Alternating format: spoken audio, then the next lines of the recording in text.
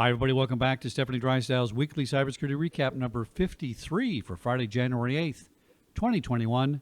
Boy, Stefanie, 2021 is starting to be a very interesting year, isn't it?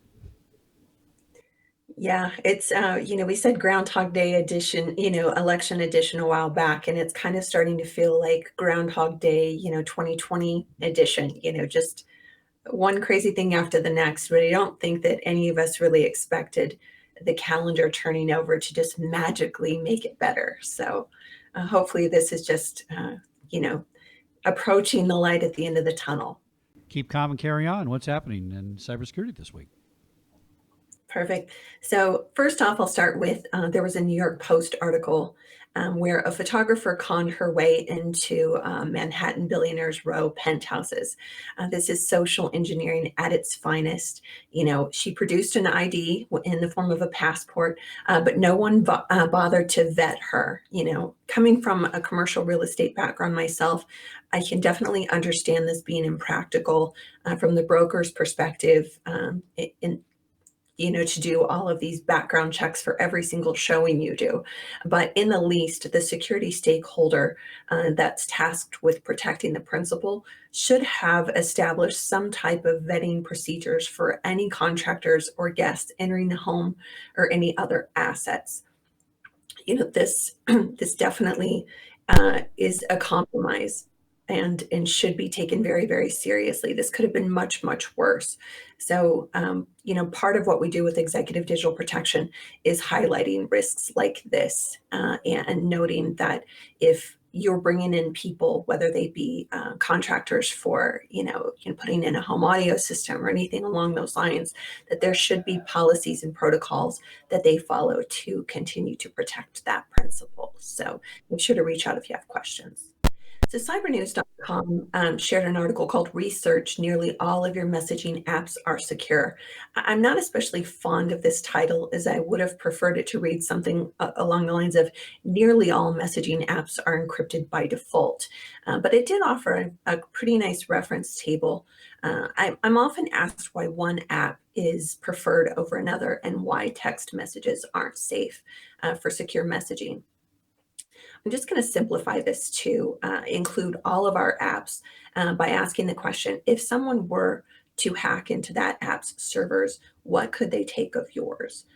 Some only an email address or a username, others everything from your social security number to your banking information. So it's very important that you realize the messages that you're sending back and forth, as well as the various information that you've put in to create that account and identify yourself.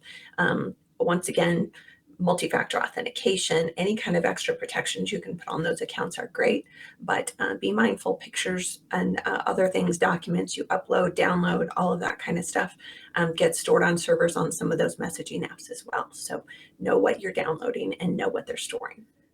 InfoSecurity magazine shared dark web user numbers spiked during the COVID lockdown. So their users surged 44% up from last year. So with that increase also is going to come an increase in criminal activity being dark web. So that includes gaming store accounts, compromised remote desktop credentials, money laundering services, narcotics. So why during COVID? Why is this like a big deal? So they're speculating that perhaps it's boredom or curiosity when people are all stuck at home. Perhaps desperation during economic struggles since people are out of work or furloughed, or just the sheer profitability of phishing and ransomware scams directed at a huge amount of new remote workers. So another great reason to be monitoring dark web for credentials of your team, as well as other threat chatter.